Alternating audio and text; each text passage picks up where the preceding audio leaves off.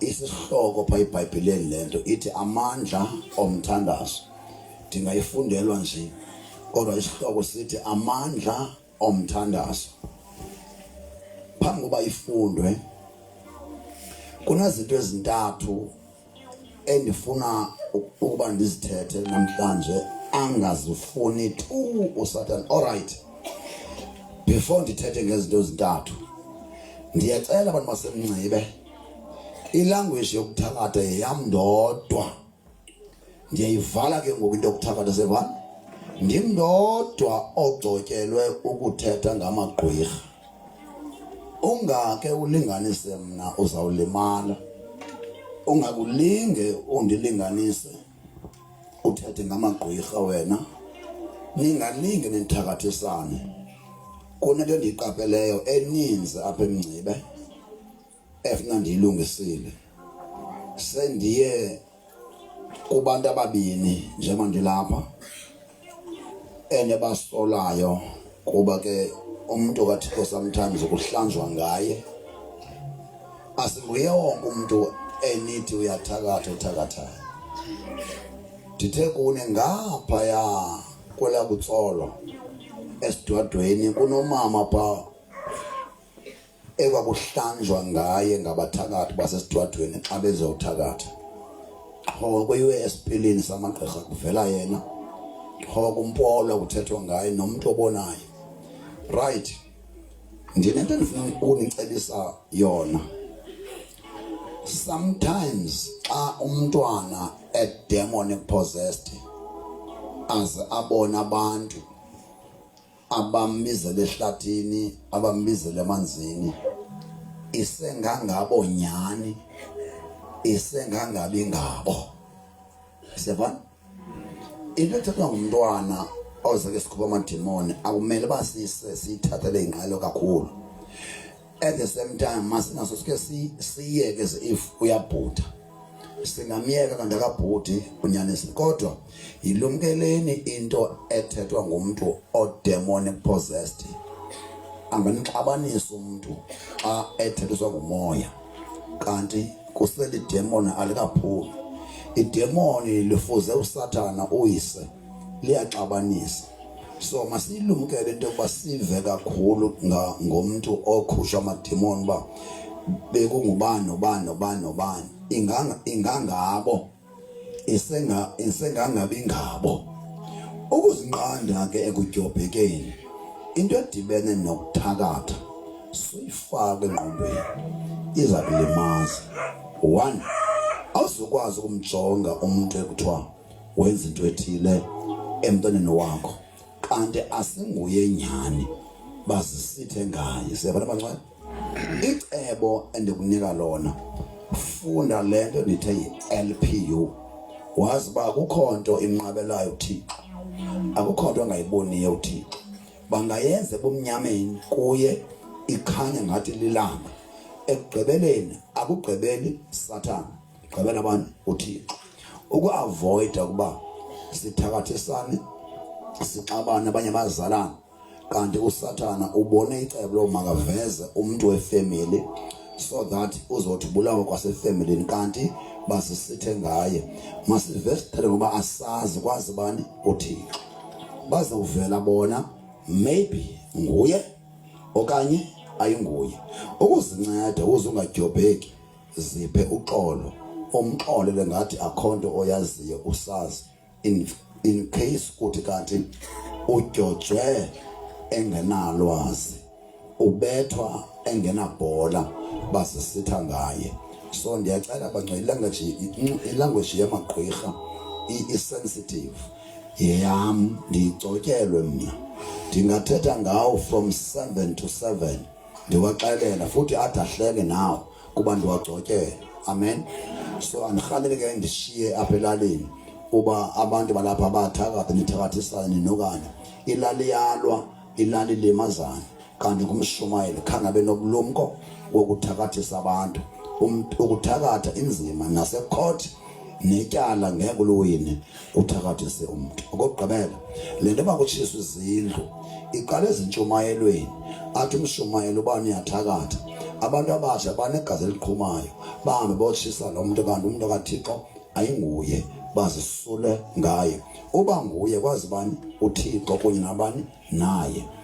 Ndivala ntoni ngelithi ninganukani ningathakathisani, ingozi leyo iyaxabanisa. Okwesibini ilimaza wena elukholweni lakho, xa umbona sozophinde kube mnandi, but wathi akwazi uThixo uzomthanda ezifa khonto yenzileyo. Nkosi manisekelele. Alright,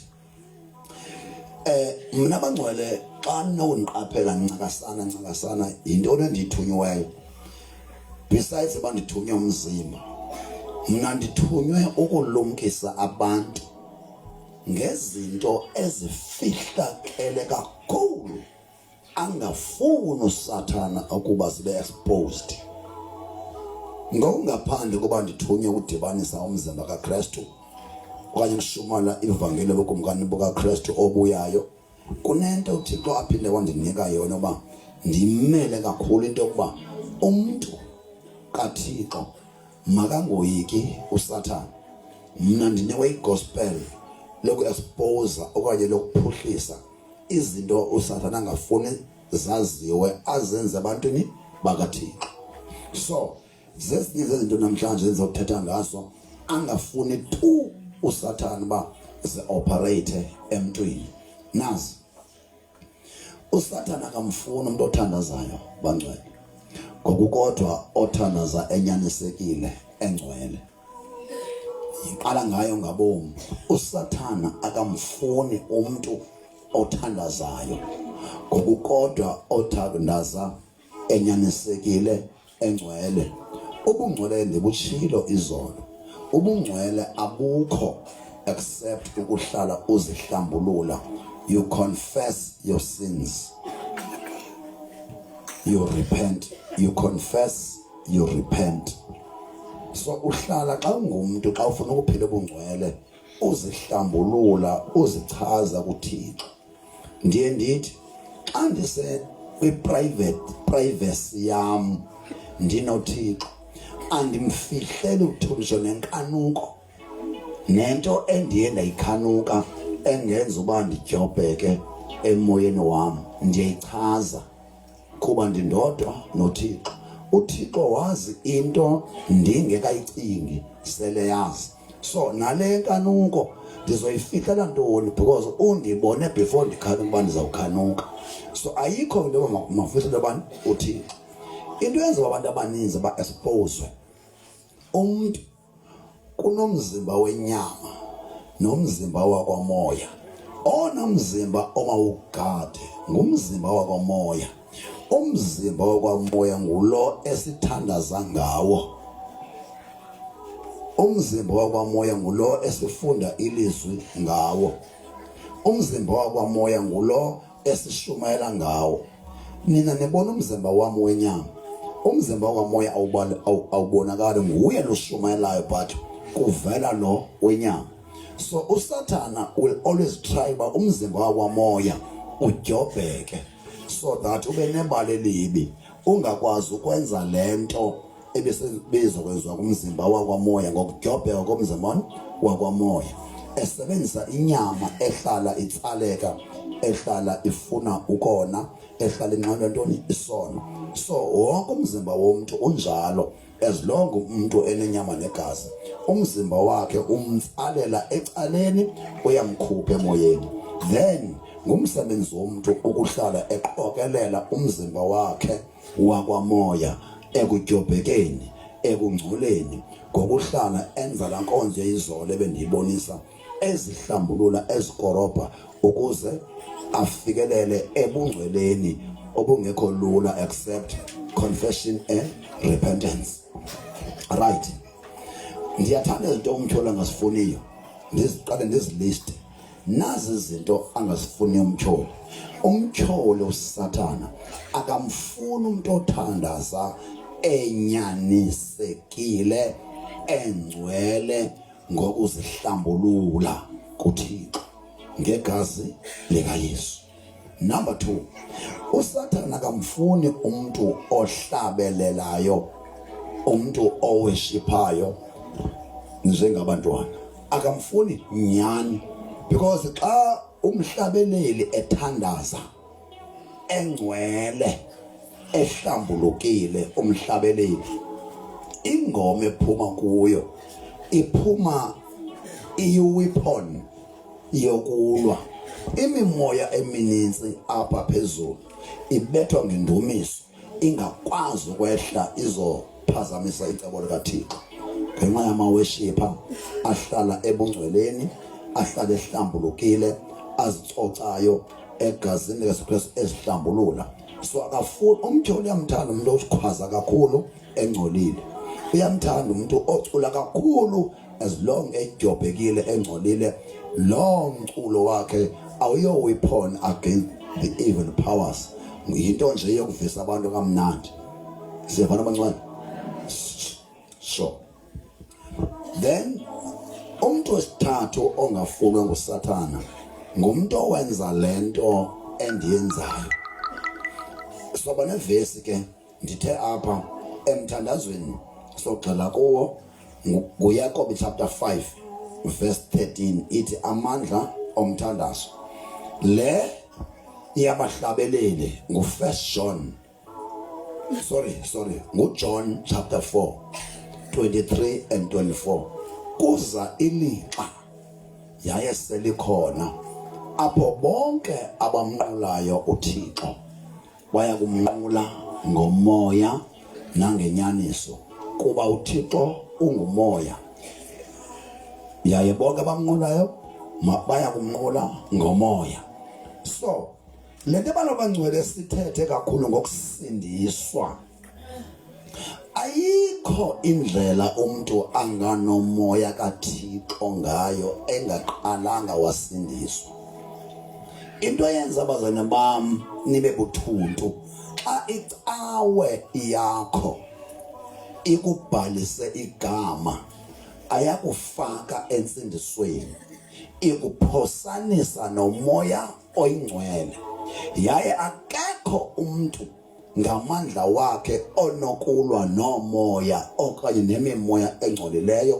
ngaphandle kokulwelwa ngumoya oyingcwele moya ndini oyingcwele owamkelwayo naye njengoYesu xa ndibuya okwesibini kuba ndiyabuya eMngcibe ngo-October ndilapha ndiyabuya eMngcibe ndibuyela ukunifundisa ngomoya oyingcwele so that if kuyenzeka andiyivalayo loo ntente bonke abantu abanenkonzo ezingabhaptiziyo emanzini amaninzi abafuna ndibancede ndibabhaptize emanzini amaninzi xa ndivala loo ntente ndizofuna umfula okufutshane akubhaptizwa elwandle wonke umuntu obhaptizwe elwandle ndizamphinda kurongo ukubhaptizwa elwandle sine-marine spirits imimoya ekhohlakele kakhulu ekuthakathwa ngayo kuthiwa zii-marine spirits yimimoya ke eselwandle xa ubhaptiza umuntu elwandle umthengisa kwi-marine spirits ngenxa yokungamnalwazi lwemimoya abantu banibhaptiza elwandle bengazi nohlobo lwemimoya eselwandle enobungozi because abanayo igift yoku-understanda ubungozi bemimoya so thina kule gift sizokubonisa uba why sithi sukubhaptiza umuntu elwandle uyom-introducer kwi-water spirits ekuthiwa zii-marine spirits ezinobungozi kakhulu sivana secondly akabhaptizwa umuntu kwipool iqula kwidamu kwinto emileyo lento ayipool le abantu bafunde kakhulu bade banifudumeze xa usebusika bathi bobhaptiza abantu into ebangela ba kungabhaptizwa kwipool injongo yebaptismal niyabona umzimba ndandingulewu siyabona ndandingulewu siyabona ndandisela utywala ngawo lo but not lo ndisho ngabom kanti lo ayisenguwo lowo but kuba ngithisha nina mandithi lo siyabona but ayisenguwo kum lo laa mzimba endandisela ngawo utywala ayinguwo lo laa mzimba endandijola ngawo ayinguwo lo. La mzimba anditshaya ngayo icuba nentsangu ayinguwo lo. Wayaphi? Mamela. Ndabhaptizwa kumlango wasebukhweni bam nakusibani emzimkhulu. Emanzini ahambayo Mzimkhulu River. Why ndaya emfuleni? Ndandifuna ukugcobane omdala lobethanda isono. Xa ndifakwa emanzini ndibhaptizwa egameni loyise elonyana nelomoya oyingcwele. Xa ndivukayo laa gcobani obengulewu ndimbone mka eyotshona eDurban. Siyabona? Xa ndivuka emanzini ndivuka nomzimba omtsha ongasabalelwa esonweni, not ongoniyo. Siyabona? Not ongoniyo but ongasabalelwa phi esonweni. Ndine right, ndine authority yokumkhomanda uSathana xa ethi ndiyawazi lo mzimba. Ndithi uyaxoka owakho andiwazi mokoluphu lwandle. Wemka ngomhla othile ndawushiya Mzimkhulu wemka lo mzimba wakho. Siyavana? Ingozi yokungabhaptizi emanzini amaninzi. Insila yakho lewo usona ngayo isekuwe. Ubuwena bomzimba omdala noba sowukusindisiwe if awukabhaptizwa uSathana usakubanga ba ndiyawazi lo mzimba awukangcwatshwa. Kusalaba ngcwele. Right. Siya kumcimbi wepool. uYesu bangcwele into angayenzanga suyenza. If ungumKristu, do what Jesus did. Suyenza into unbiblical. Suyenza into ngempucuko engakho ezweni. The pool of Bethesda, Bethesda, lalikhona likufutshane noYesu, but zanga bhaptizwe epoolini. Zazininzi pools phaya, but wakhetha umlambo kwafuneka esymbolize ngathi ba awuzungena poolini. Why epoolini? Ipool ngamanzi ajikeleza endaweni eyi-1. Ubona abantu i-lifestyle yabo ye-Christianity ijikeleza ndaweninye. Yabona ku-merry-go-round ufuze ntoni? Idamu elinamanzi amendaweni eyi-1. Ufuze ipool leya iyadini amanzi amanethi. So uzoba ne-Christianity ejikeleza ndaweninye because ubhaptizwe emanzini ajikeleza ndaweninye. Ngamanye amazwi la mzimba wakho usengawuthi hayi uba ukhokula khona kule khona but usekwa lapho. Suwazi umzimba wakho mdala uba uphi. Mawumke xa ifika umthole angathi hayi wena ndiyavumphani ndisawubona umzimba wakho apha epoolini because la manzi wangena kunaka awake mntu. Mawangaphinde amanzi xa amanzi uthi gqiba nje semkile, which means isymbolize uba umuntu omdala ufile no more. Yiyo lento kubalulekile bazalwane into yenziwe nguYesu yenziwe. Ndiye ndithi kuba siyalungisa asinoyigxeka icawe xa ibiphehlelena. Sevana? It's like babengaqonda abantu belo xesha i-baptismal ne-dedication zohlukene. Xa uthi baptize uthi immerse into mayintshwila awukwazi ukuntshwila umuntu esecaweni umbhaptiza ngamanzi uwathathe komikini. Ayiyo baptismal le dedication of a child. Siyabona abancane into right but i-terminology yayo irongo. Haleluya. So sifuna zonke inkonzo zamaKristu zilungiswe senze into eyi-1. Kungathiwa ebuyisile echurch. If ungumKristu ufuna umoya ingcwele ayikho enye indlela. Iformula yokuthi reach umoya ingcwele i-1. Into esohluka kuyo zi-doctrines, inkqubo zethu ngokuvumelana kwesinodi okanye icawe leyo. Enye nenye kamoya kumele ifane such that andiyithandi into yecawe engenabantu bathetha ngelwimi ezintsha zitolikwe. Kuba noma kuthiwa kusechurch xa bebhaptizwe ngomoya oyingcwele kumele i-gifts of the Holy Spirit babelwe nguThixo kube khona bazothetha ngelwimi ezintsha zitolikwe. Sivana abangcwele mayingabi ngathi kwi-mainline churches zakudala bangabikho tongues. No, i-mistake eyenziwa ngabefundisi bokuqala from the missionaries. Then asibabeka ntela but silungisa abantu abatsha makubhaptizwa abantu ewisile echurch eRhabe ngale ndlela babhaptizwa ngayo eAssemblies of God, Faith Mission, African Gospel. Now of course one Jesus, one Holy Spirit, one God. Hallelujah. So ayizubakho lento ye differences as such. Then ngokuniswa and abangcwele nisokola. Uyasokola umKristu ongabhaptizwanga ngumoya oyingcwele. Sokola kakhulu kwinto zikaThixo. Because there's no other way into zikaThixo ongazazi ngayo ungabhaptizwanga kuqala ngomoya oyingcwele.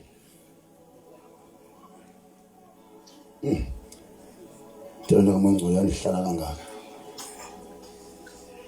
Make ndinibose umoya oyingcwele ne? Just for once. Kanizeni abantu abathathu baleka abantu bam. Ngomoya oyingcwele because into kamoya oyingcwele ayifuni ukufundiswa ngumuntu because ifear yami abanye abantu njengomem uzophinda esikolweni engakhange wayifumana lemfundiso okunje kwayo kuphela enzele bathi ayi kodwa ndeva ngomoya oyingcwele ndezele uthishala umkhono mem seyizohamba umem uphinde eGauteng xa ndibuya uyoba seyise eGoli. So andihalele bathi la mfundiso uba nandiyifumene okwale kuphela izanontombi umoya oyingcwele babazalwane bami izanto ngamsondela ngicela izakhela zabhuti iza zona lapha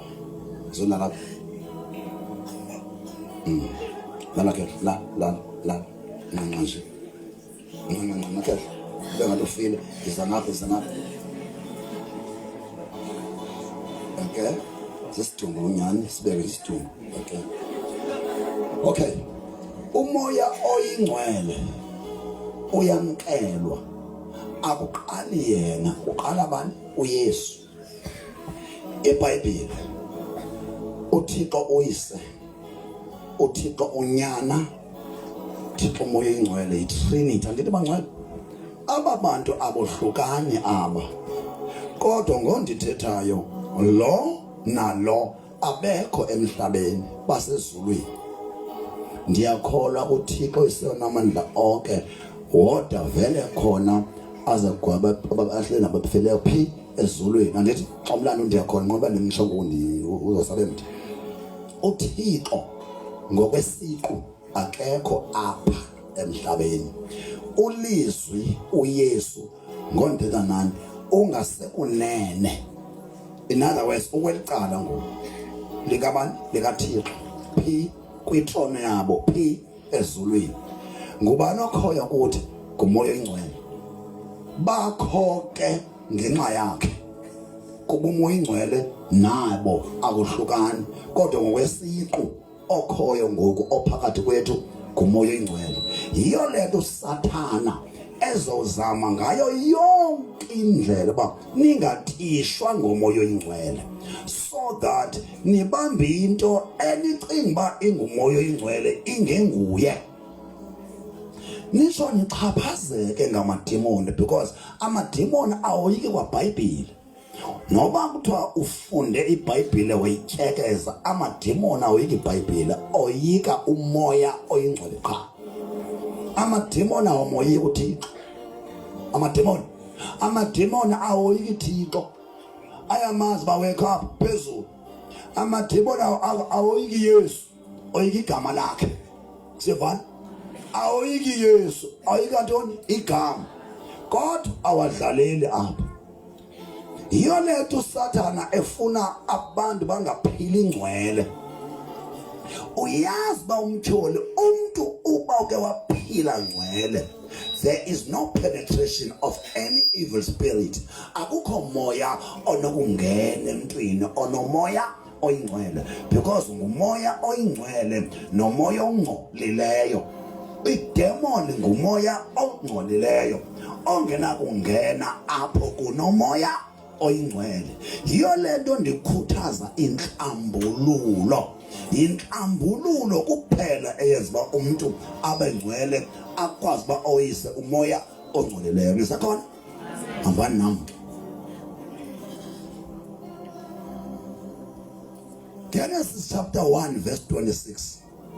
Uthi uThixo kwaba utsho kulizwi nakumoya oyingcwele masenze umuntu ngokufana nathi. Sevana umuntu osisidumo njengoba nimbona, akukho umphefumulo apha, akukho moya, inyama qha. Umphefumulo nomoya uzawufumaneka xa uThixo ephefumulela kuye. Lo muntu akanamoya tu, uzawuqala ukuba nomoya akuphefumulelwa nguThixo. Sevana lo moya ke ayingomoya oyingcwele. Siqala lo ndawo. Lo moya ozawuphefumulwa nguThixo ayingomoya oyingcwele, ngumoya ongcwele. Mkhulu umahluko phakathi komoya ngcwele nomoya oyi. Lo ngumoya oyi. Ungcwele umoya oyi. Ungcwele uYesu. uYesu ukhupha umoya ngcwele kuba ungcwele. Xa iphefumula uYesu uphefumula umoya ngcwele kuba ungcwele. uThixo ungcwele uphefumula umoya ngcwele, akaphefumule umoya oyi. Umoya oyi sisiqo. Nayiva thethi isikhozo ngo dip ya. Ndifuna kohlule into eyenza i-mainline churches zibethu kukutolikwa kweli gama lithi moya oyi nomoya. Nyeba ngwa right. Uthi masakhumntu makhen kan right thobani nokhumntu lo thoba ntombi nami thoba. Ufuna ubone izwa ngomoka yokwindawo na ngiyathanda ukushiyelela jonge lo mntana wami bayinkwalo lentombazana na.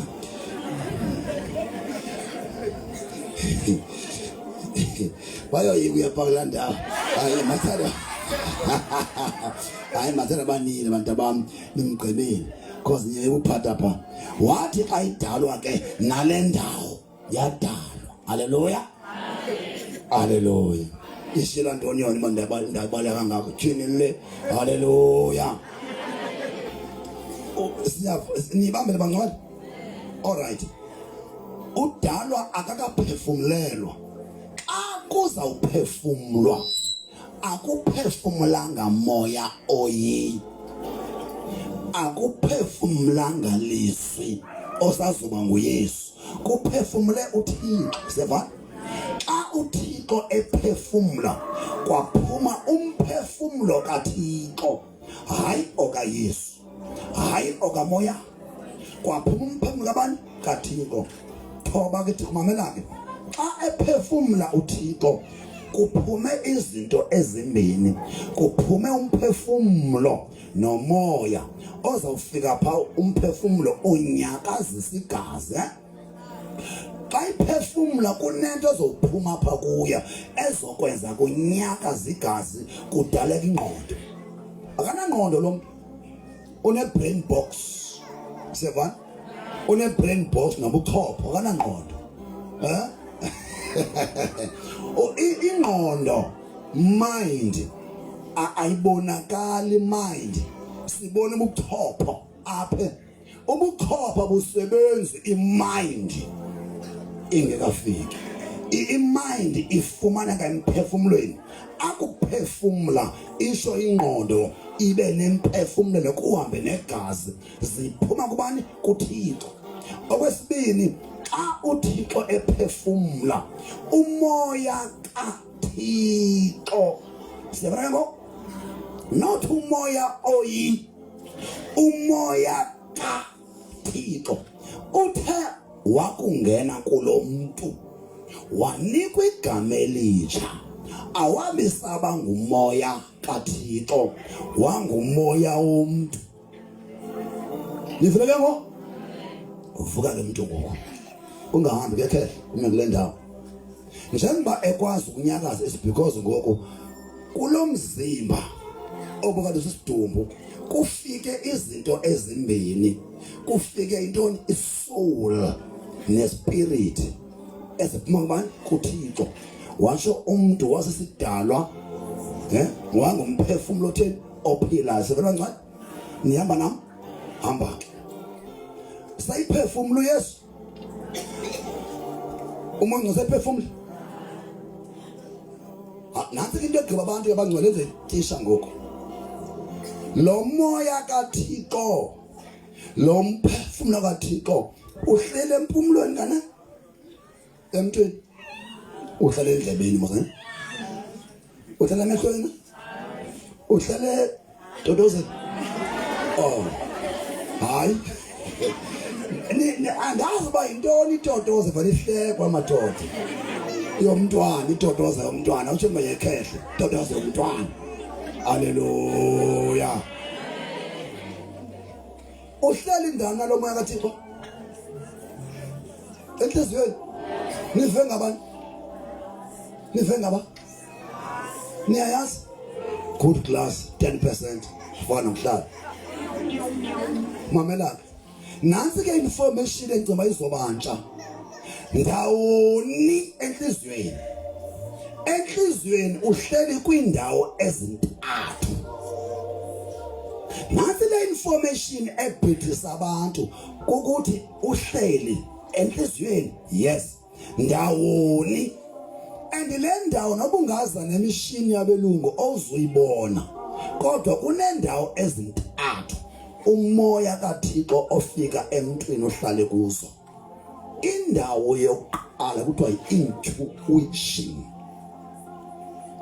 ufika umoya kaThixo uhlale kwindawo esenhlizweni kuthiwa intoni i-intuition i-intuition indawo yemvakalelo seba enhlizweni yomuntu kunendawo yemvakalelo wathakatha akathakatha wasindiswa akasindiswa wanxila akanxila wonke umuntu une intuition apho umoya kaThixo emntwini wonke ufika ufumane ndakuhlala khona ukuze umuntu abe nemvakalelo yobuthixo yale uyibona kanjani imvakalelo yobuthixo dinxelela ndithi belizinxele ndapot dive ngoshala ncane dive njengoba besahamba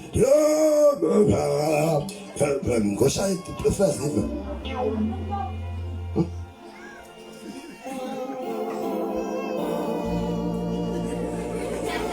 dive first mangqale nginxele kuqala ingekho la nini andizinxelele shaya ingoma yami na ndifuna umoza intuition yenza ntoni yo tethani ndiyanxela ngoku susana amantshontsho ndiyanxela ngoku ndiyanxela abethu first shaya ngo-intuition ifike yiyo susana shaya first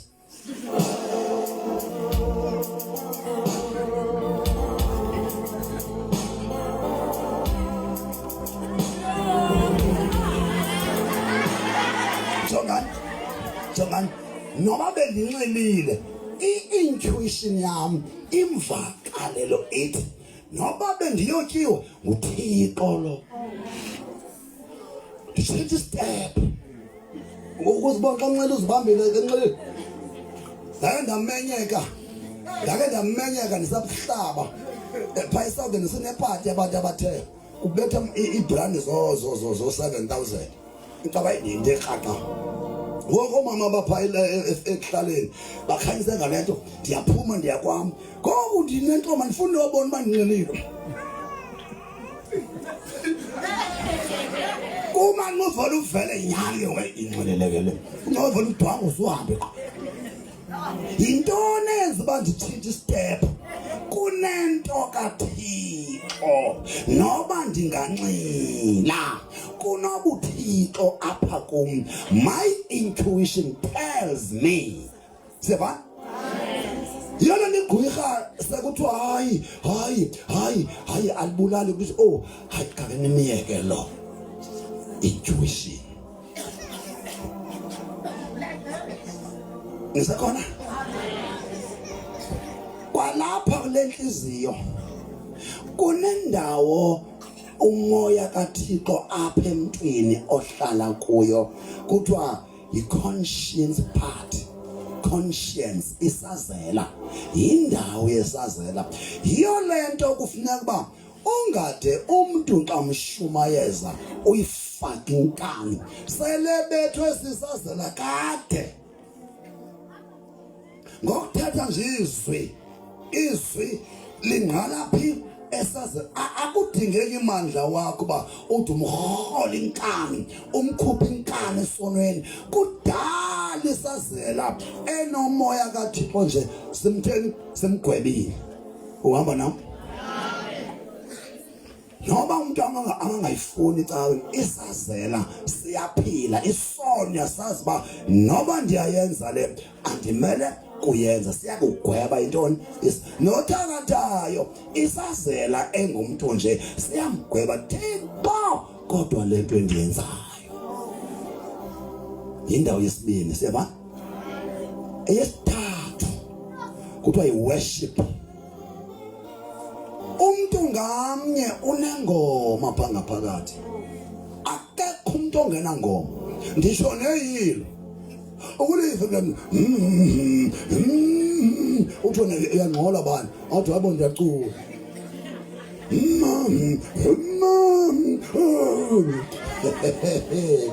akaziva because akekho umuntu oyilozayo kuye. Umuntu uyiloza kuwe. Haleluya. Ziphe izindawo semntwini angithi bangcwa ayike ayigqibe uThixo tu eyakhe into hlala apha Thixo ulinda abanye. Gqibile uThixo ngoku mabanga nami. Gqibile uThixo imama ngcwele sayisindisiwe lo muntu. Niyazi ba icawe ezininzi ziphelela apha. Icawe ezininzi zingenamandla nje ziphelele kwi-understanding of God alone. Azidluli ziye kubani kuYesu. Noba ziyalibiza igama lakhe li-ineffective alizubasebenzela engekho kuye. Ungalobiza incame ugama likaYesu unoThixo qha awunayo Yesu. And ongenayo unyana akanaye kwa uyise. AwunaThixo xa ungena Yesu. Molweni. AwunakwaThixo xa ungena Yesu. Abohlulwa aba umuntu nomntakhe. Wakhasa umntwana wami ukhase mina. Wangandifuni mina umfuna umntwana wami. uThixo noYesu abohlulwa. Wonke umuntu ongasindiswanga ngulo othatha uThixo yedwa. Ngaliswaye bangcwele namagqirha athi Thixo. Namagqirha athi Thixo because awanaye ubani uYesu.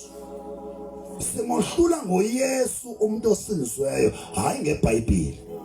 Asimohluli umuntu ngokuba ehamba ecaweni. Asinamsebenzi necawe. Sikufuna uba sikwazi ba umamkele na uYesu to be a Christian. Iapile ngesiqhamo soma-apile nothi ngokuhlala phakathi kwama-apile. Umthi ophakathi kwama-apile noba ungathi ndile apile siyawubona uba hayi awukhuphi intoni apile ukhuphi i-orange kodwa uthi ngumntoni nguma-apile. Unjalo umuntu othi ungumKristu abengasindiswanga. Xa ufuna indlela kaMoya Ingcwele ayihambe kwenye indawo. Ayikho indlela ongafumana ngayo uMoya Ingcwele ongaqalanga kulo. Ugqibile ngoThixo uza kuYesu. Yintoni umsebenzi kaYesu? Siyavana? uYesu ufika aye kula intuition. Nangona intuition imvakalelo ibikunceda ibikunceda partly. Ufika uYesu agxile ke ngoku la intuition kulando yemvakalelo. Umvemo umzekelo njengoba ndinxelile ndimva andithi akufani ukuva ikeyboard nomuntu otheni osindisweyo osowubheva bendimva pha ndingekho kuye ndidlula nje ngakuye. Then xa usindiswayo i-intuition yakho iyazaliswa ngoKristu. Ungabi namvakalelo nje, ube nemvakalelo egqibeleleyo ngoThixo.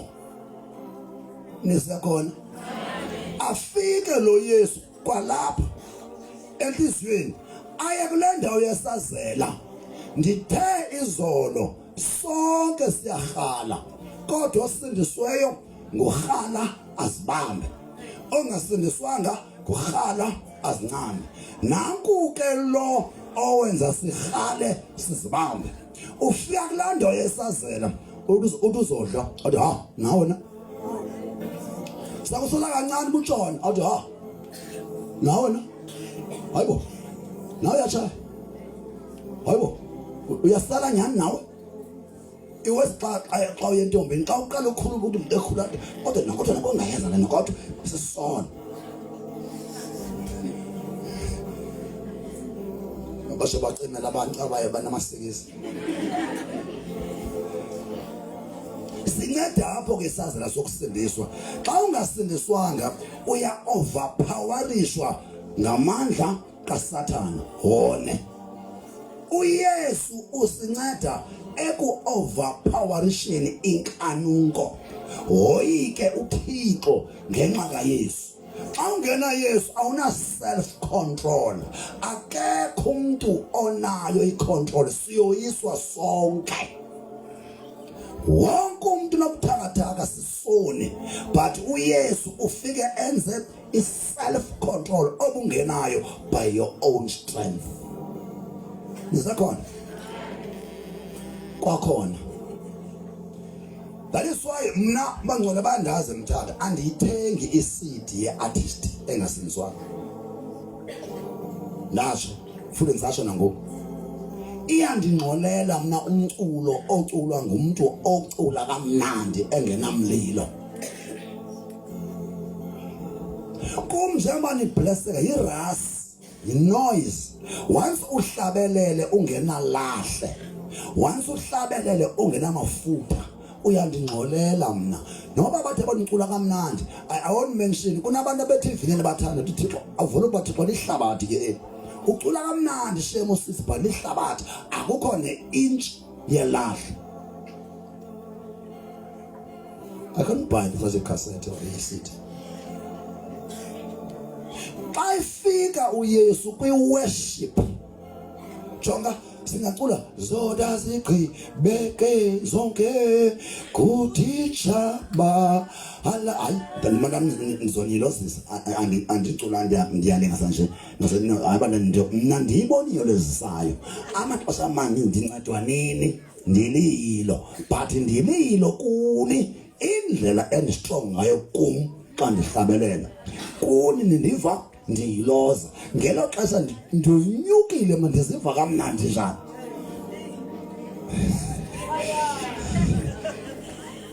Abantwana bamgodi bamzama utata bamzama umntwana abayinyuka mntwana badodwa abantu abamemathwale bonzima utata onje. Haleluya. Okay, afike ke uYesu aayine kulaa ndawo ye-intuition, adlule aayine kule ndawo kasazela conscience, adlule azo ayina le ndawo yokuhlabelela. Uthi xa unyuka andimbono munye olingana naye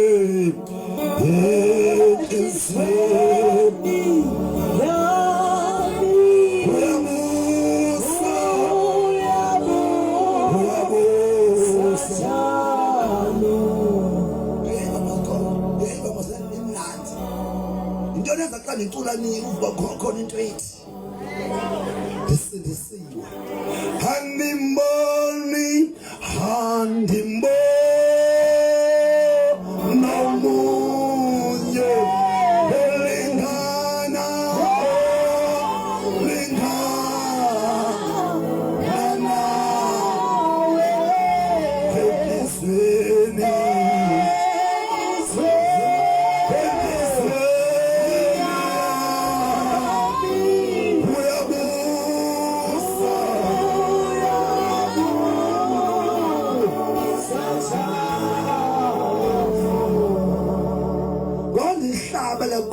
amadimoni atakayo kuphila abantu. Ndithi Lord, you are worthy to be praised. Lord, you are worthy to be praised. Lord, you are worthy. Lord, you are worthy to be praised. You deserve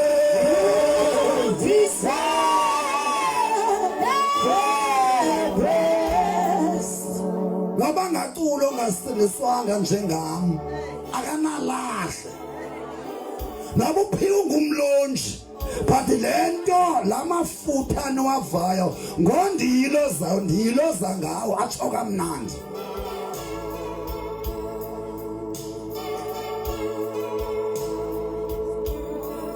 Ndiubeka ezulwini usemhlabeni ngamafutha.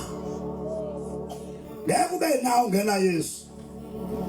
Ngayiphatha iBhayibheli ucula kakhulu ecaweni yakho uba Thixo uyacula but akanalahle komafutha. Ityuwa yodwa. Sindiswani ningazucula nizoworshipa ninqule uThixo ngezwi so that i-worship part yakho afike uYesu kwi-worship part ayifaka amafutha. Uthi ngcwele ngcwele ngcwele.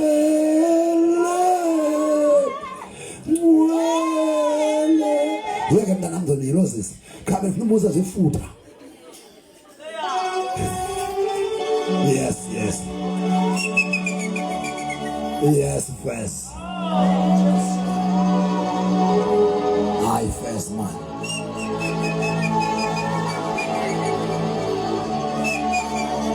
Sikubeka zulu semhlabeni.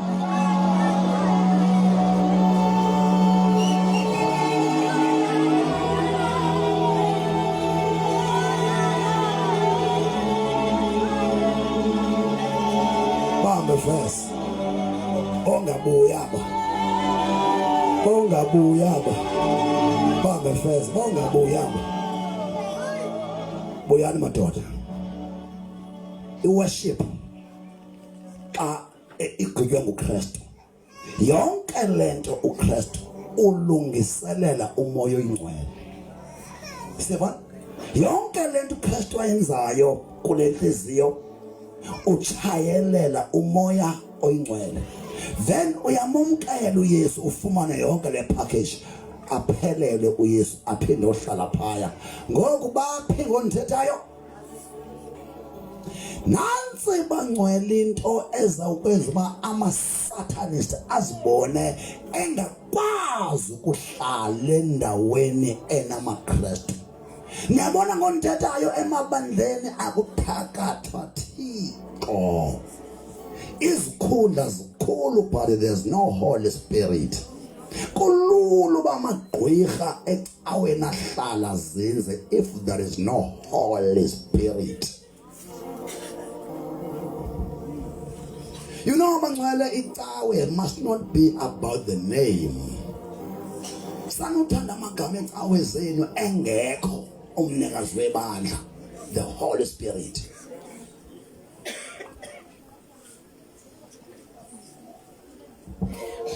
Natata yazi ndibasengxakini sekuthiwa kushumayela umuntu. Once ndikuve xa uqala ingoma uzoshuma ndibathixo akho nethonsi. Ndilimala ndinyamezela uba kungenzeka bashiyem kodwa ikhona into yam bazothetha izwi ndihlale ndinyamezele hleze kuthi kanti ikhona into yam kodwa kona undilimazile because ndiyakufa noba uzondishumayeza awunamoya. Yo siyanyamezela ezingcwabeni. Yo amanyala asengcwabeni. Uthi uzofumana izwi Thixo ivele incokola intsomi indoda kugcwele abantu abagcwele apha abafuna uThixo abalisa amaqam inganahlutha umboko ndithi uyabuya Yesu nabazophazama onike uMadikiza umboko uthi makabulele egcwele abantu bengakhanga bathishwa nguYesu. Nasemthandazweni ndiyayenza altar call ngomthandazo. I'm a soul winner. Mna I am a soul winner.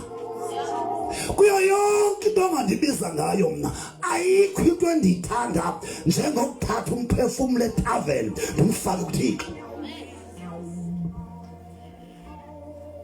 Ungandivimba yonke into kodwa ungandivimba umphefumlo endiwukhupha esiwogweni ndiwufaka ezulwini. That's my calling. Yeah, I'm a soul winner. And it is aniphelanga kuni maXhosa ndisafuna amaChina shumala ngesingesi ndithi Chinese ndisafuna eJamani shumala ngesingesi apho khowaXhosa thatha amaChina ngeza ngalamehlo awo ndiwacima cema ndiwakhupha esiwogweni waChina ndiwafaka kuThixo. Ebona maSulumane ngeke ndife man uthanga liphanga billions of amaSulumane. Ngeke ndife Thixo ndingafi. Ngifuna amaSulumane amazwi Yesu ukuba yena akangoMuhammad. Likhona ingcwaba likaMuhammad kodwa lo wafa wavuka nengcwaba lakhe alikho eJerusalem. Ngibonisa uThixo nomuntu basha.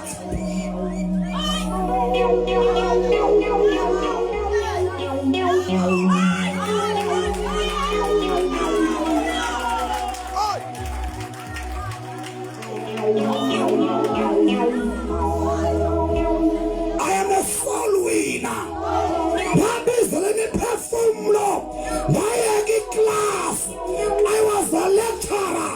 Babona ngathi Antoni into yokuvisa abantwana eklasini imiphefumlo ishabalala ndayishishokho nerobben nathi ndiyotsotsa usathana ndiligitsa lawa moya.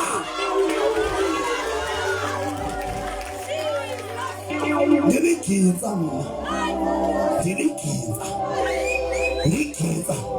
ndintshontsha imoto eziyimiphefumlo ndizikhupha esiwogweni ndizifaka ezulwini ndiligitsa lawa moya. Devil knows me. That's why ndivalelwa noba ndiyaphi ndiyavalelwa kuyaziba uba ndike ndangena ndithatha umphefumlo nditsotsa usathana ndimfaka uThixo.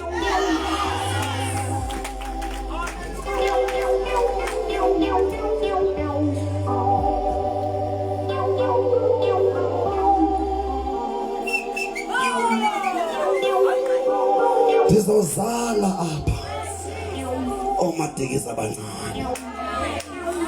Kuzawuzala oMadikiza abancane apha. Uba ngabe umtholi usajonge mna ndiyapasa ibhola ndiyinika abasemva kwam. Uba ujonge istrike ngoba amagqirha ngandimaka istrike esiyaze ibhola xa besiza kuso beza kuyishayisha bobu. Basajonga uMadikiza ndizela intombi ndizela unyana shibobo.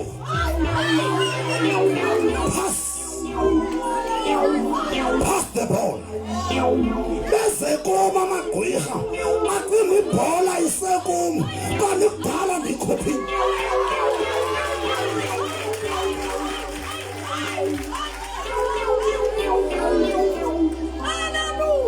Yena Madikiza ke. Hayi baningonyonke ndilandeni bawumkela ndilandeni ndingonyonke nyoka ngiqayindini kusho umuntu phambi.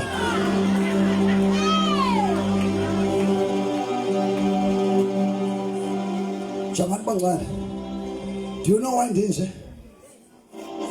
Mina noJesu wami, mina noJesu wami, mina noJesu savumelana.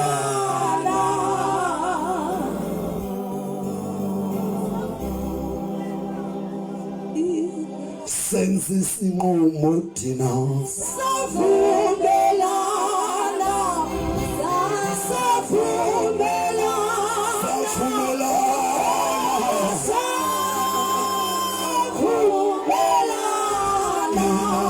Jesu wami savumelana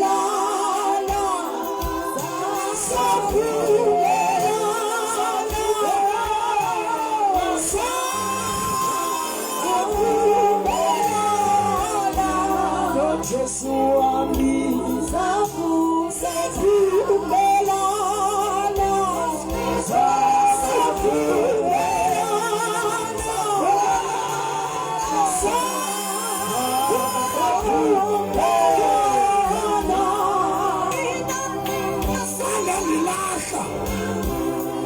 Angangilahla insurance zami zasezivupha yashiya usala enemali yami wayindisala like 550 imali sonyuka angandiresign that is sanlam or no sanlam.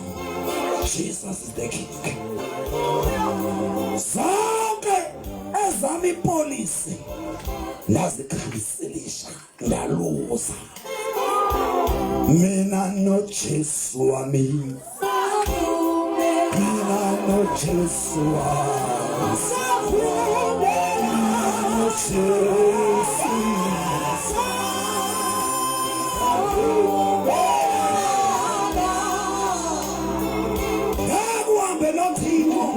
ungafuni ukulahlekelwa ngeke uhambe noThixo ungafuni ukuncama ukuze uhambe noThixo makube khona into oyithandayo incamayo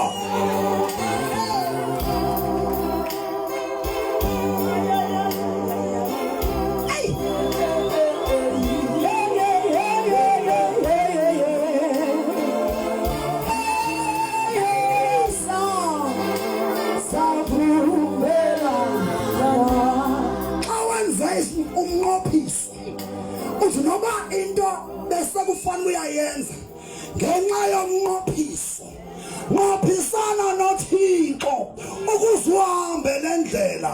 This is a narrow road.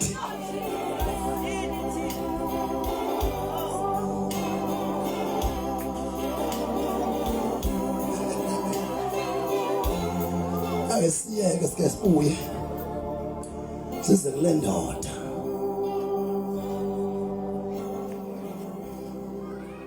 Yehlamoya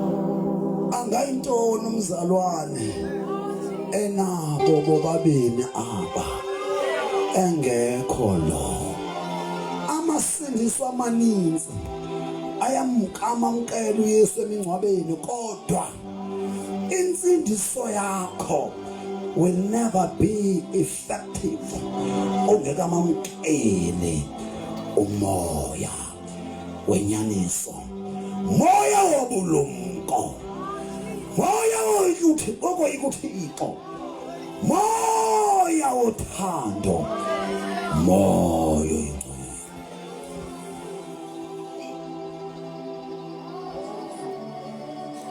atahlangena amagqwirha exoxa ngawo makhulu atakugqibile isuke impimpi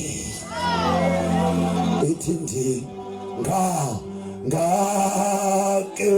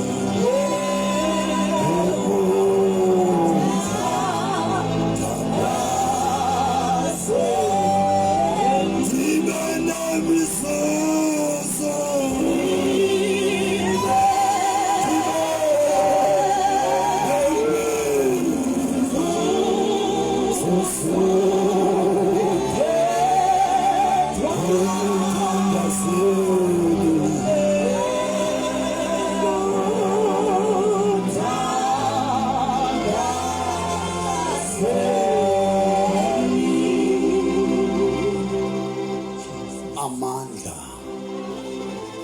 Omthandazo ungawafumana kanjani ungabhaptizwanga ngomoya oyingcwele? Amandla okuthandaza unganawo kanjani ungasindiswanga kuqala wamkele uYesu, uphinde kwawena wamkele umoya oyingcwele? Then you get baptized in the Holy Spirit.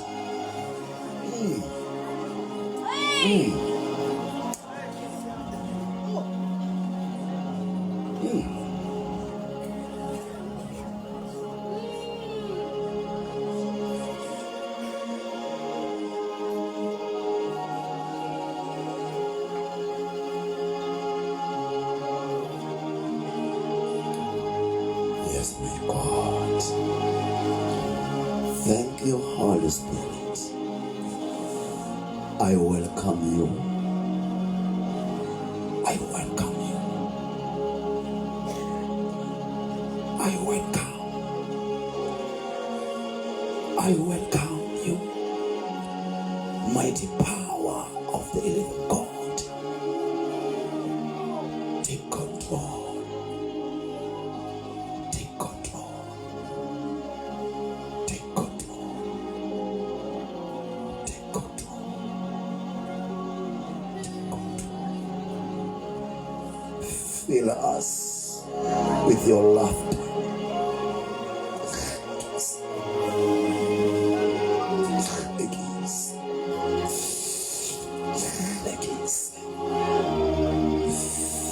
I want to feel your joy. I want to feel your joy. I want to feel your joy. Hlekise, sigcwalise, sonwabise, sivuyise, siphilise.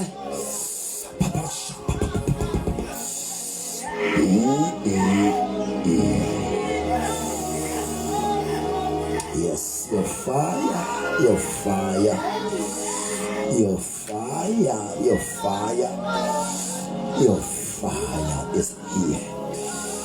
Your fire, your fire is here.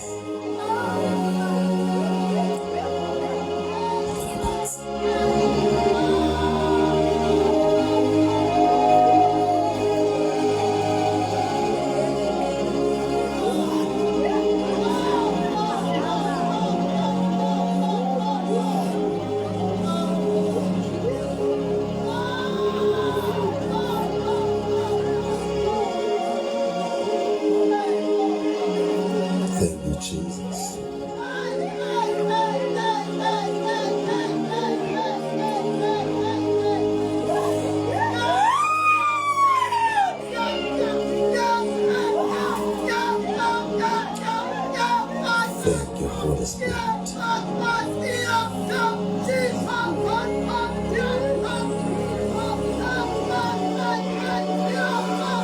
siyakuzukisa Thixo, siyakuvuma,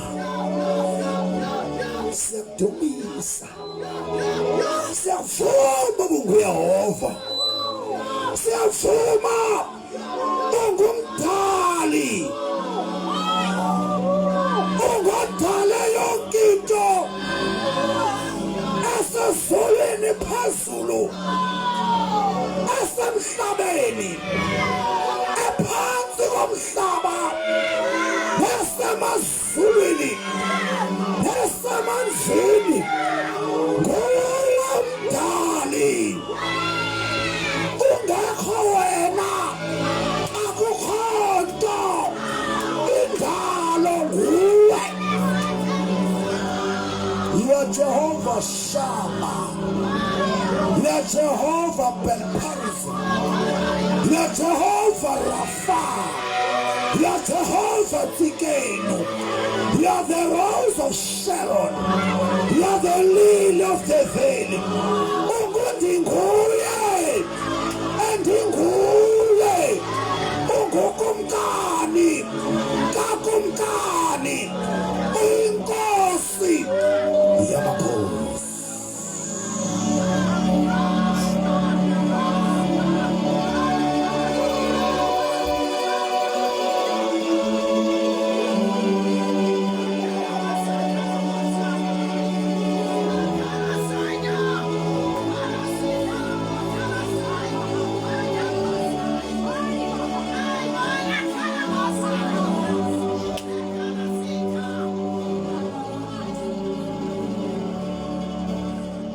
Thank you, Jesus. Masiqhubezele Mngcibe. Senengqamela ukusebenza umnikazi womsebenzi. Bekumele uba siyamkhulula Mngcibe kodwa kuba siyaqhubezela imvuselelo. Bekumele uba siyamyeka. Bekumele uba siyamyeka.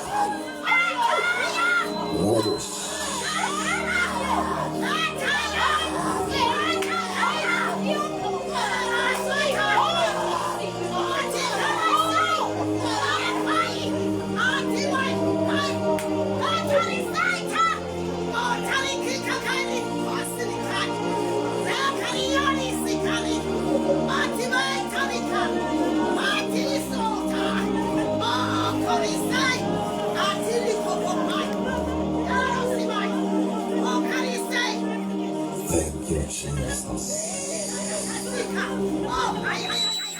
Sabulela siyabonga moyo wami. Izobula kahle.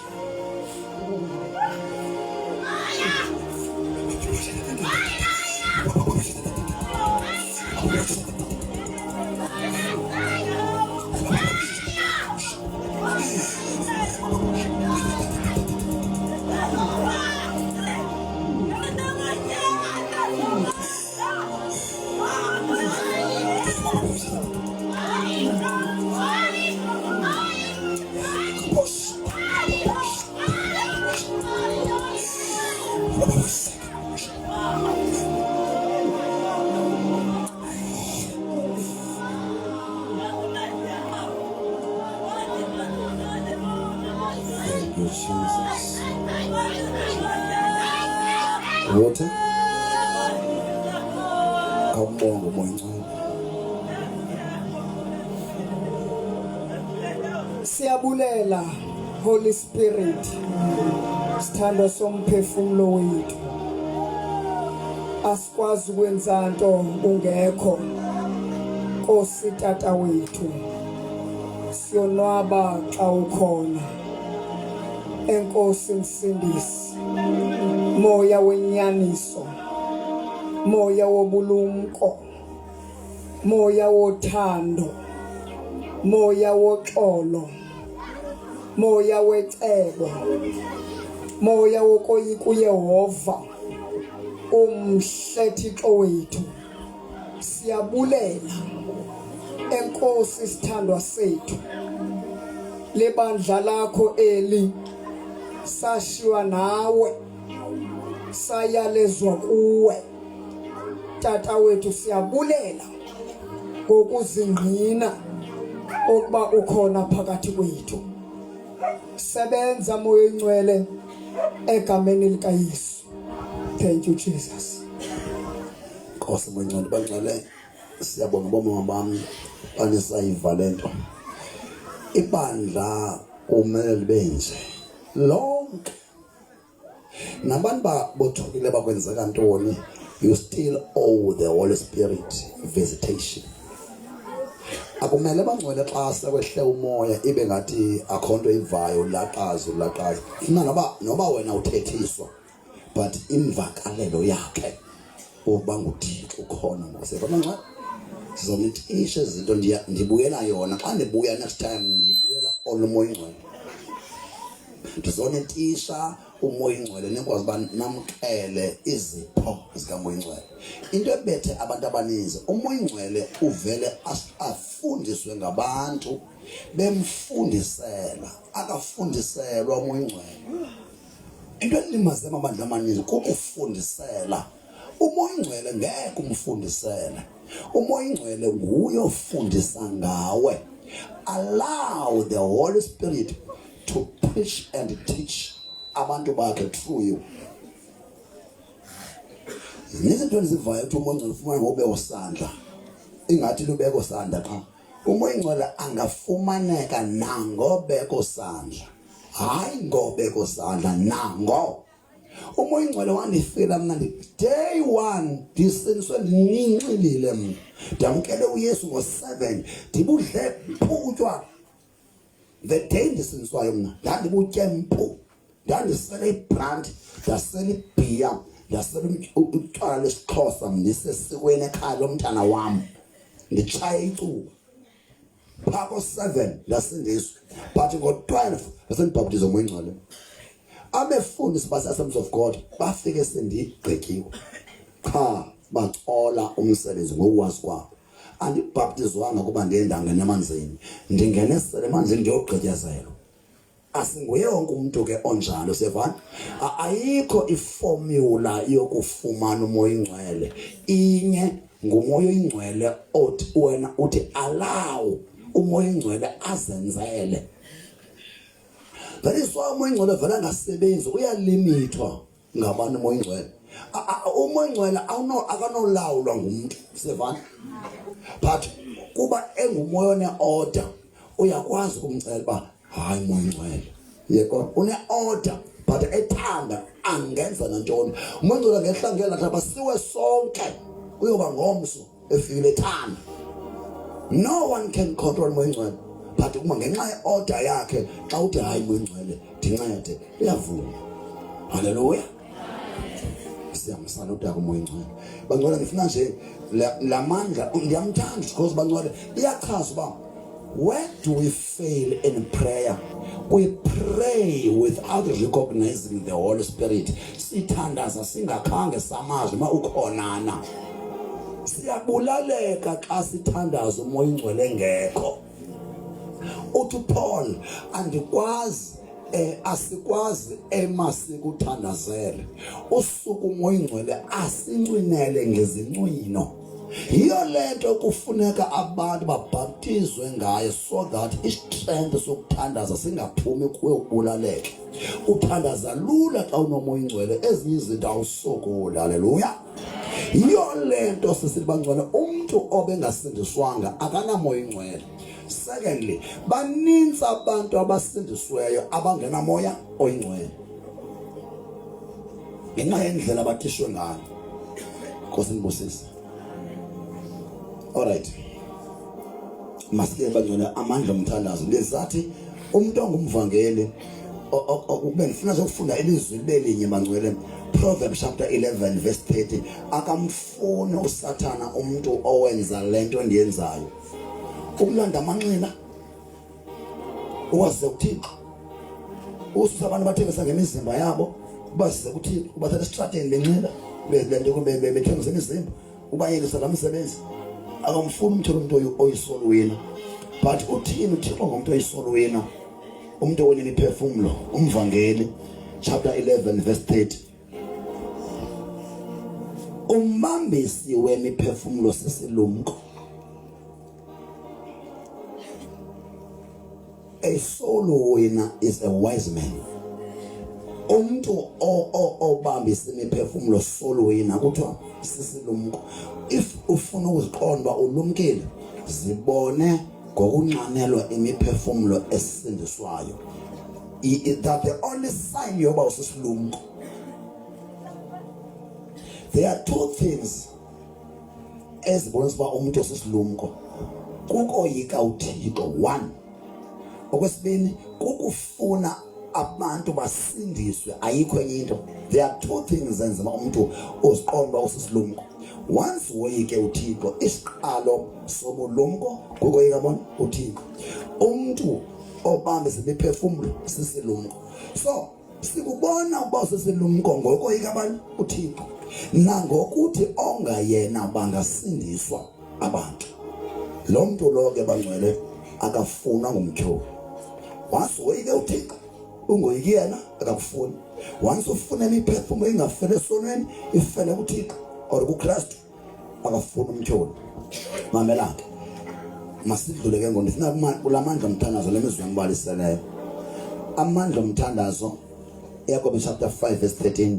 Kukho umuntu na phakathi kwenu uva ububi, makathandaze. Kukho umuntu na onomxhela onwabileyo, makenze indumiso. Kukho umuntu na ufayo phakathi kwenu, makabizele kuye amadoda amakhulu alo ibandla, athandaze wona phezu kwakhe, akuba emthambisile ngeoli egameni lenkosi. Wothi umthandazo wokholo umseniselo uleleyo. Inkosi imvuse noma ubethe wenza izono ngozixolelo, which means alukho uxolelo lwezono ungekho umthandazo. Izono zixolelwa emthandazweni ekuthiwa ngumthandazo wenhlambululo. Awuhlambululi nje ungathandazi, uhlambulula emthandazweni okanye uhlambulule emntwini. Xa kudinga uba uhlambulule emntwini, kodwa yonke lonto uyenza ukuthandaza. Right? Ndithe ndingumuntu omane edlula apha emagqwirheni, nalapha emthandazweni ndizabe ndithethe nje kancinci ngawo. Xa ungumuntu yazi okokuba kotha abathathu kunotha ababili omuntu ongumKristu. Otha endithetha ngabo ngutha kathakatha, notha kathanda uThixo, thanda ummelwane, thanda umzalwana, thanda uyihlo, thanda unyoko, thanda umntwana wakho, thanda ifamily yakho, thanda. Thanda, thakatha, thandaza.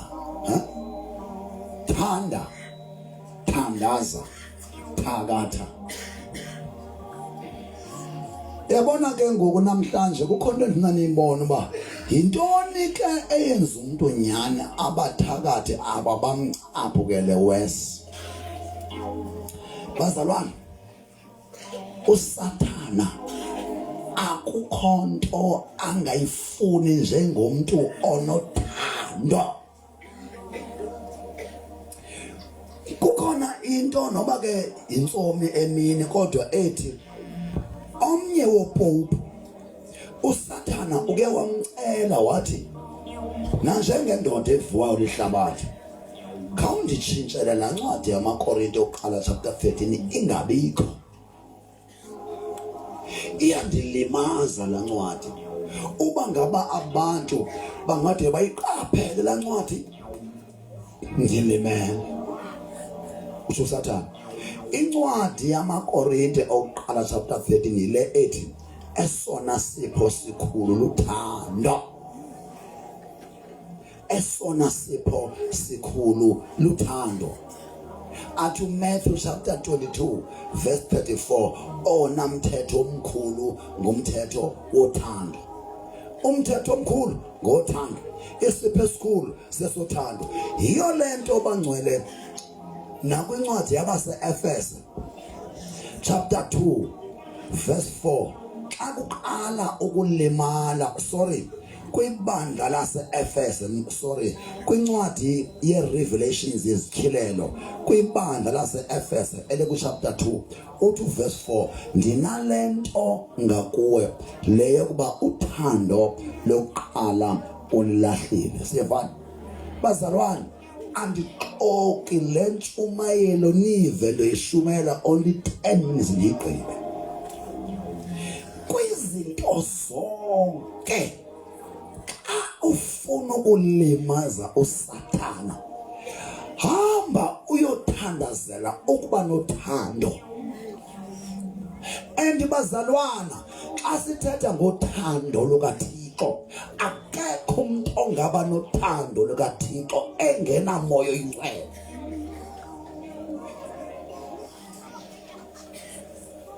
Uthando olunatural, lu-seasonal, lu-conditional, luyaxhomekeka. The natural love. Kukhona abantu abanothando bangcwele bazalwe benu, but kuye kucace xa lixulubela izulu ubona uba hey kuyasho uba luthando lusemntwini.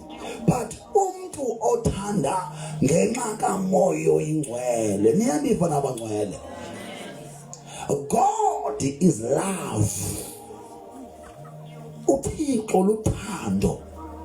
Therefore kune-natural love. The natural love into endithi noma usindiswanga, kukhona abantu abanothando nje abazelwe nalo, kodwa alugqibelele uSathana angakusebenzisa lukhona olo ndithetha ngalo. The agape love alukho emntwini except ukuba umuntu abe noThixo kuqala. Uthando oluhlala ngomoya lingoze bathakathini. Hey, ndiliphi into eningasoze niva ishunyelwa phi? Uma ngaba ningacela uthando ngeke nithakatheke.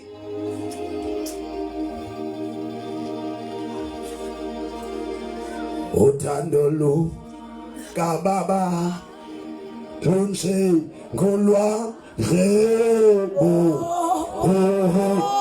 Lobanzelo chum Lobanzelo chulele Hallelujah Sera imigo Golga baba Uthando luka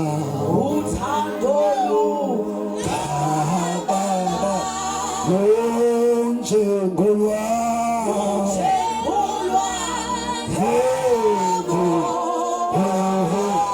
Lobanzelo chulele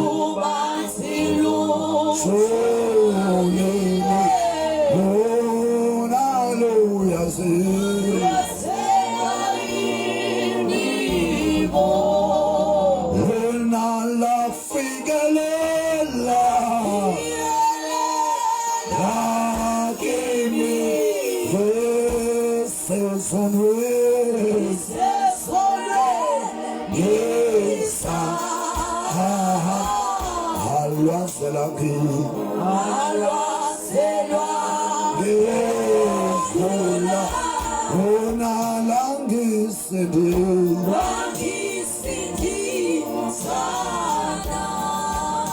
Oh, Baba Gia.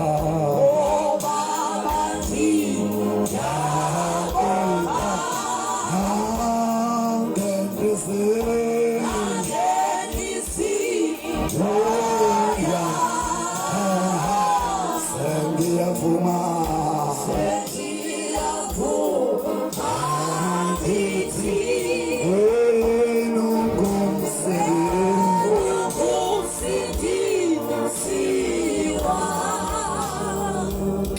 Unothando amagqwirha esiza kuwe. Uthando uthando, God is love, luhlala emntwini ngo-Holy Spirit, liproduce the glory. uThixo unobuqaqawuli xa uThixo ekuwe oluthando uhlala ngomoya oyingcwele utsho umzimba wakho ube nobuqaqawuli nenkazimlo xa amagqwirha esiza kuwe aphandle njengale light.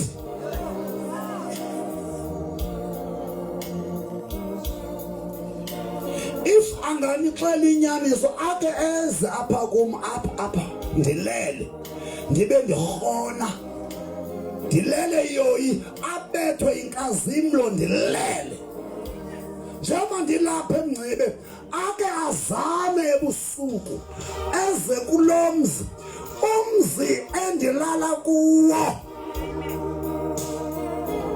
umzi endihlala kuwo affectwa light amagqwirha awakwazi kuya because the light of God is in me.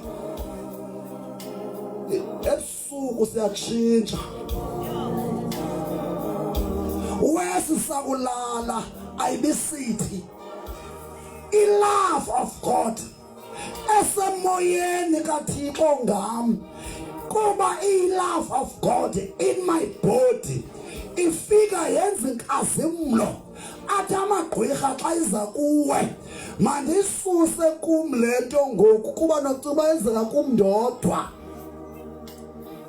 mandisuse kum nokuba yenzeka kuba iMadikiza wonke umuntu othe wamkela umoya oyingcwele ngale ndlela umoya oyingcwele amkelwa ngayo umoya oyingcwele onoThixo okuye onguThixo the love of God in the Holy Spirit in you ifika lanto ibe glitterous iba phandle ndithetha wena xa uzibona awujongeki kubathakathi xa bekujonga uyabaphandla wesa ulele.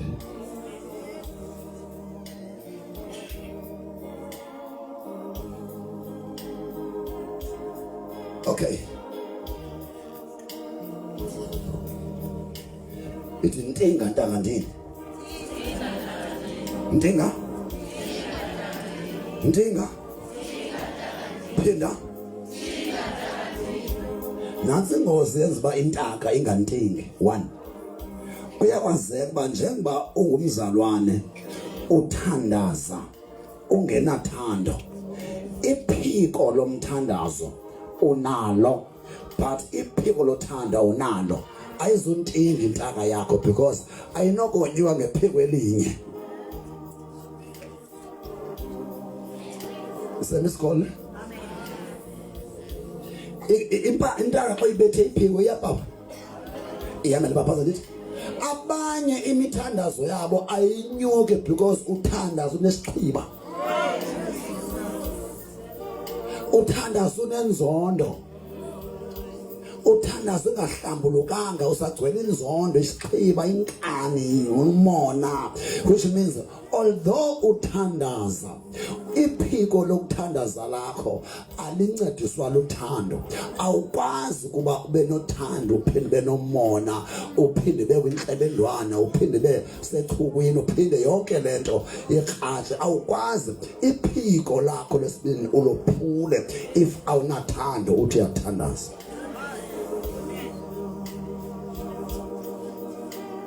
Omnye umuntu amncede uThixo abe nalo uthando olu but onqena ukuthandaza likusaphi uthando xa unothando but lingenzi umsebenzi walo ukuthandaza. Ndinishiyane assignment tinga takati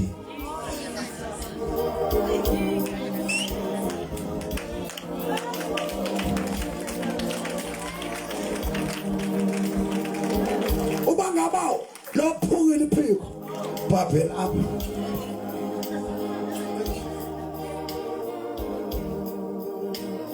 ishana assignment uthanda vele xa uqala ukuthi uyathandaza uba yo Thixo ingathi uphele lapha iphiko lakho elinye libethiwe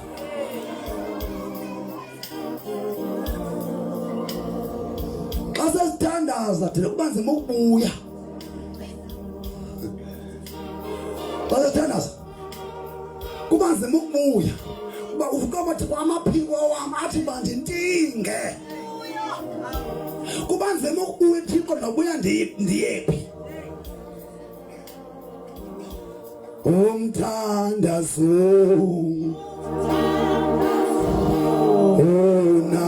Amandla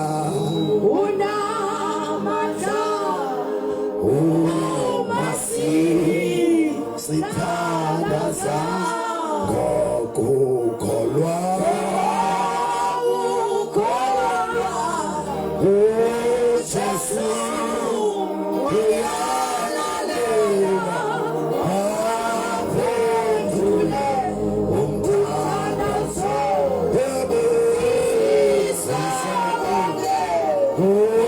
uJesu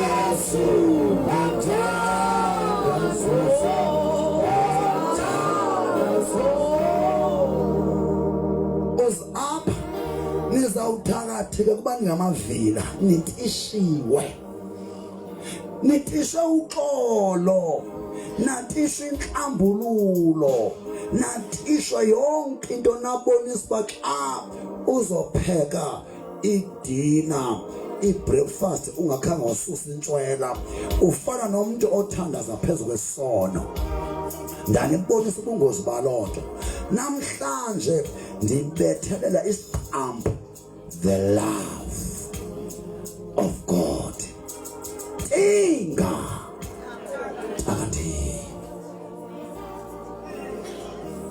ndifuna namhlanje kocaca umfazi endodeni kuyahanjwa kuya emakhaya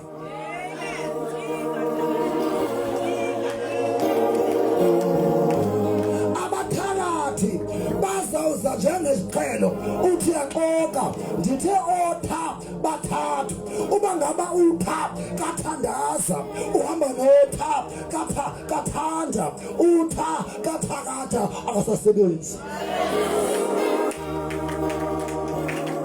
otha bathathu utha kathakatha akangeni once otha bakantinga takandini babambe ungathandaza ungenathando ungathandaza ungenaxolo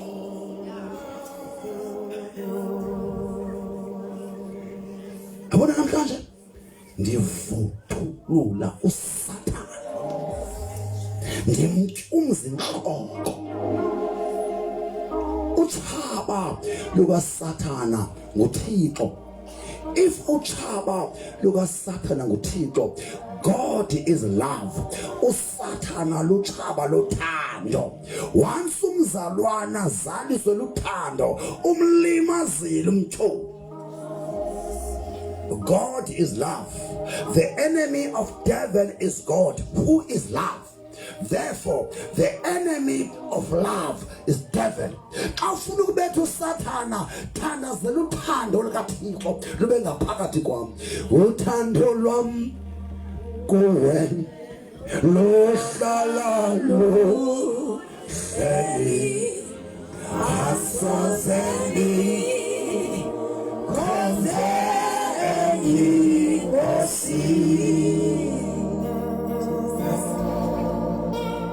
ebumnandi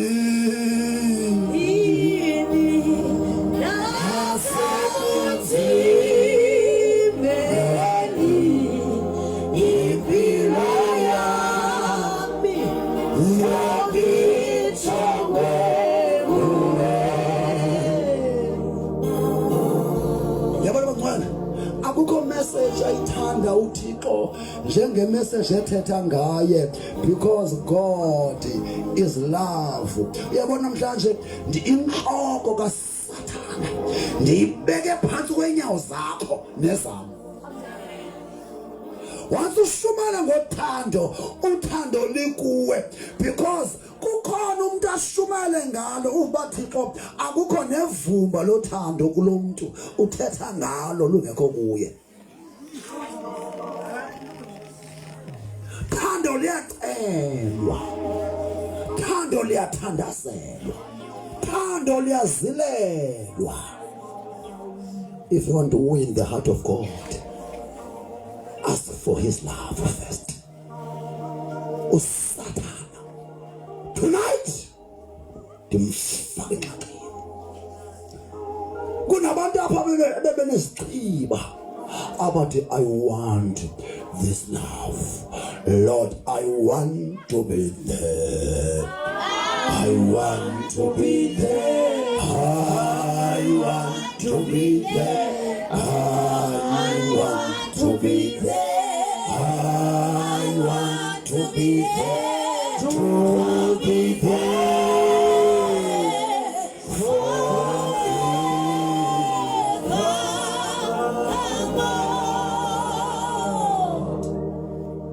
Uyayifuna lento? Uyayifuna? Mina no Jesu wami savumela. Mina no Jesu wami savumela. Mina no Jesu savumela.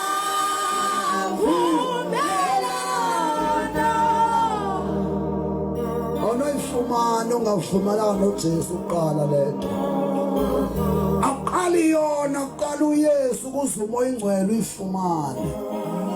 Uthando lukaBaba lunjengolwa yebo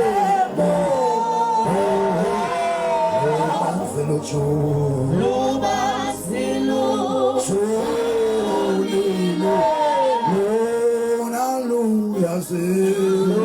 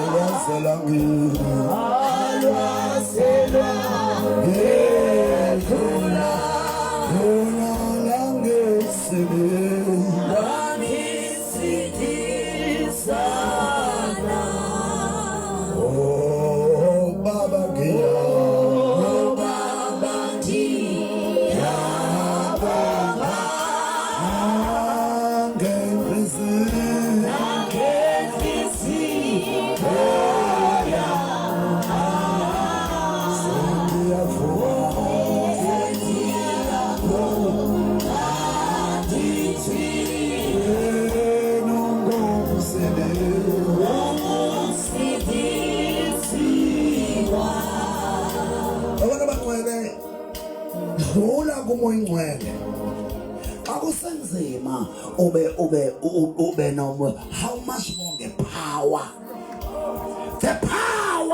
of the Holy Spirit. Qala uYesu siya kumoya ingcwele asala umoya ingcwele ehlele kuthi simfuna entabeni siyamzilela uThixo siguqa simcele asasibuya entabeni ayisangomoya ingcwele nje ngamandla kamoya ingcwele the anointing of the Holy Spirit. Asathiwa nge-anointing of the Holy Spirit akukho moya ongamelana nokuthobo. The anointing of the Holy Spirit. Baba shaka.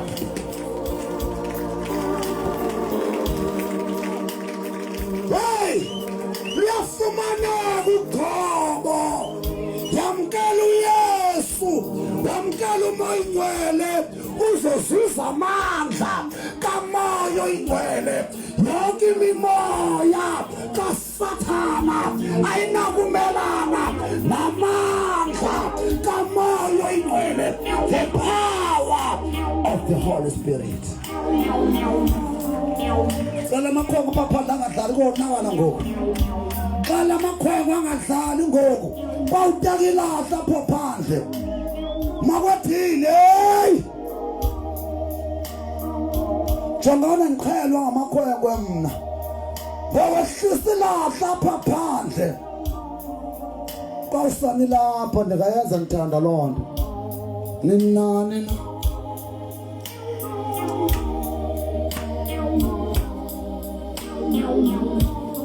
Thank you, Jesus. uThixo Mngcibe ufuna ningapheleli kulento yokwazi uYesu.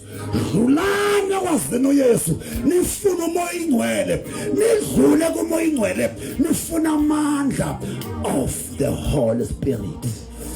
Ubukhona ngasindiswa baleka siyavala ngomso. Ungavala ngaphandle ungasindiswa ngabaleka namhlanje. Ungavala ngaphandle if awukasindiswa mama. Emveni kwalentshumayelo kufuneka uhambe unento. Ngeke uyifumane into kaThixo efika ngensindiso ungamkela ngaYesu qala baleka uzapha sikuncede. Wonke umuntu ongasindiswa baleke aze apha. Funa abantu abadala namhlanje ukuthi abantwana bazodlala. Khona ilahle phezu kwalentente. Khona ilahle phezu kwalentente. Uyalidinga lilahle. Uyalidinga. Uyalidinga lilahle.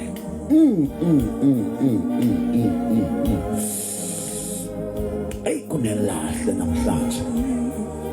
Ndivamandla kamoya ingcwele ngaphakathi. Ndivumlilo kamoya ingcwele ngaphakathi. Ndifuna abantu abaninzi namhlanje, ndifuna amaxhegwazana bangabakhona, bangaba awukho ikuphose lento. Jonga ngeke uthakatheke manje ufumana lento. Ngeke. Never. Ngeke uthakatheke ufumane lento. Ayeka Madikiza lento bangcwele, ayeka Madikiza lento. Into kaThixo nabani oyifunayo ngayifumana ngendlela yakhe, oyizofumana ngeyami indlela. Khona lamandla kwafunayo.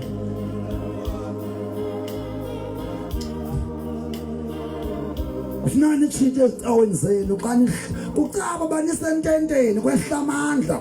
Fana bangecawe this Sunday xa nifika abandleni ndoba ningasekho mna. Kucaba beniphehliswa, beniphephethwa niphehlwa ententeni yomlilo. This is the tent of fire. Nakungayaphi. This is a tent of fire. Gwela umlilo. Igwela umlilo lentente. Ayingoka Madikiza wathi. Yengomlilo lento. Ingamandla lento. Ivalelwe. Kaphakathi kimi. Ufuna lo mlilo ndithi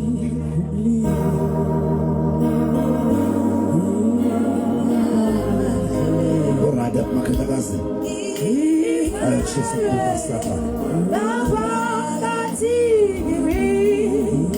yabangcwele jokani lento ayoka Madikiza siyavala bangabazange uyivecaweni zange uyivecaweni but ikhona yona. Andifuni bangcwele niphile nithakatheke senisuka kule ntente phela nithakatheke kanjani. Kanjani izinto ezikhulu kangaka kanjani. Never.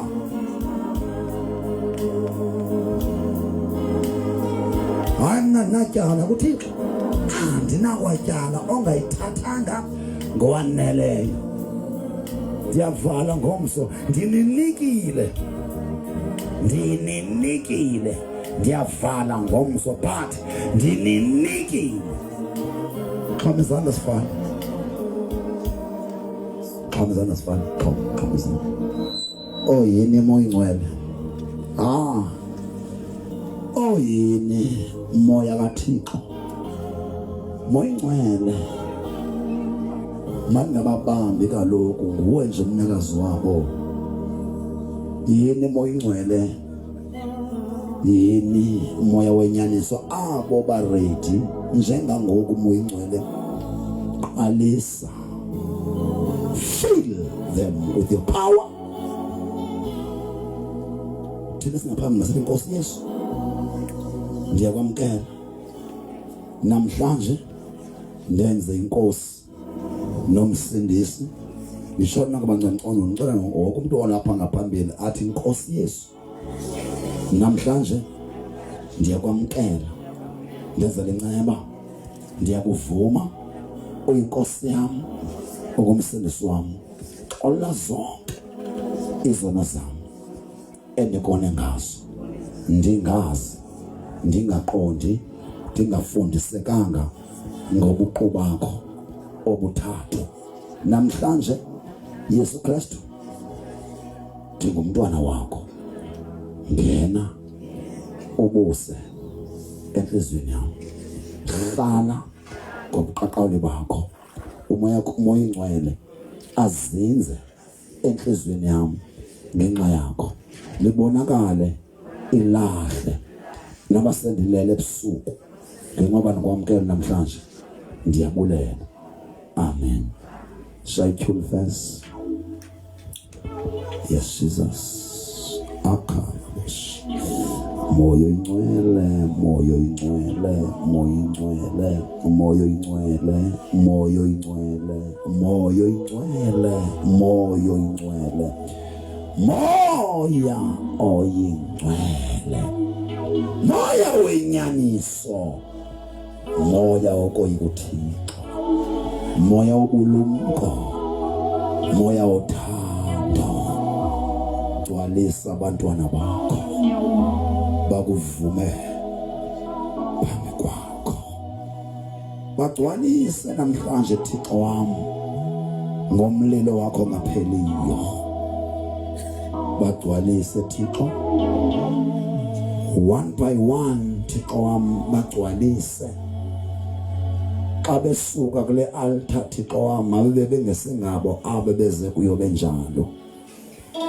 Moyo ingcwele fill and refill their souls, their spirit, their bodies in the name of Jesus Christ. Mabangaphindi Thixo bathakatheke aba nabathi amagqwirha ebeseyigqibile kodwa Nkosi nxa yalento abayenze namhlanje Thixo abasakuphinde Thixo bohlukana nokhanyiselo lwakho Nkosi leqange.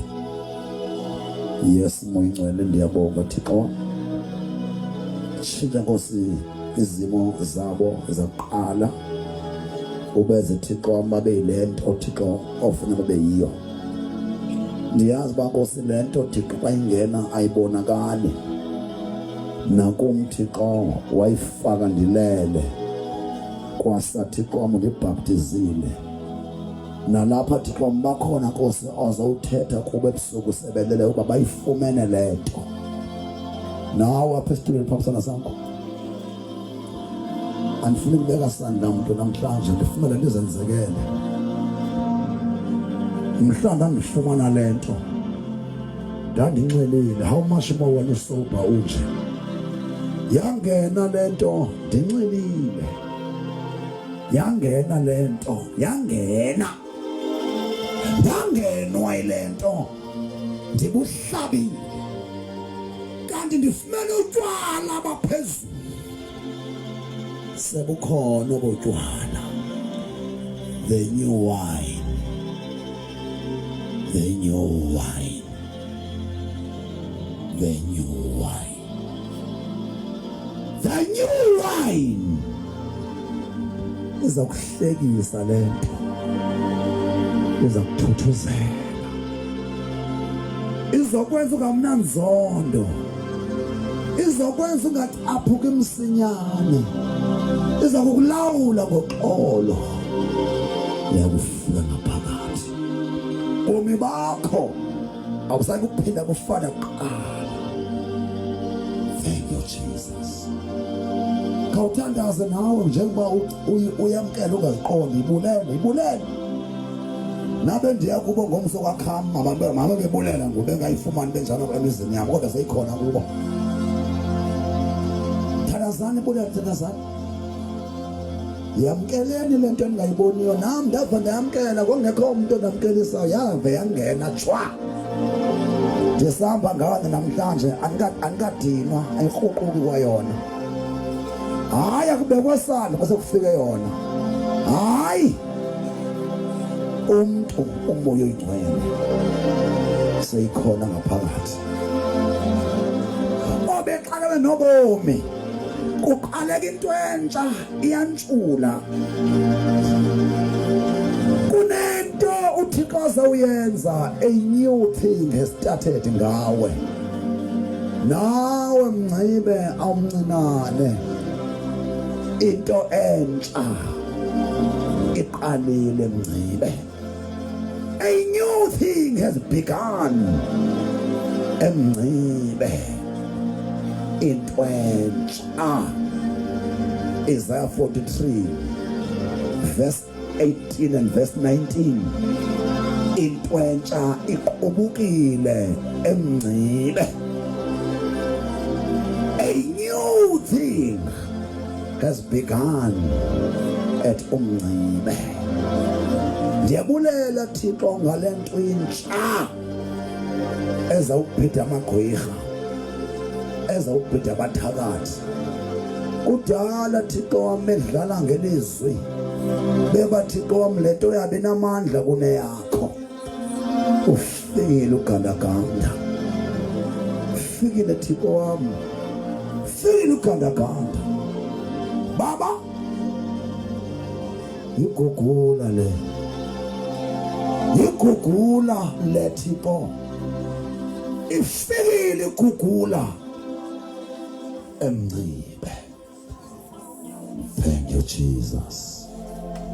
Gama lalento nifumeneyo namhlanje igugula, iza kuwagugula amagqwirha. Igama lalento eniyamkeleyo namhlanje igugula, iza ugugula naseMngcibe.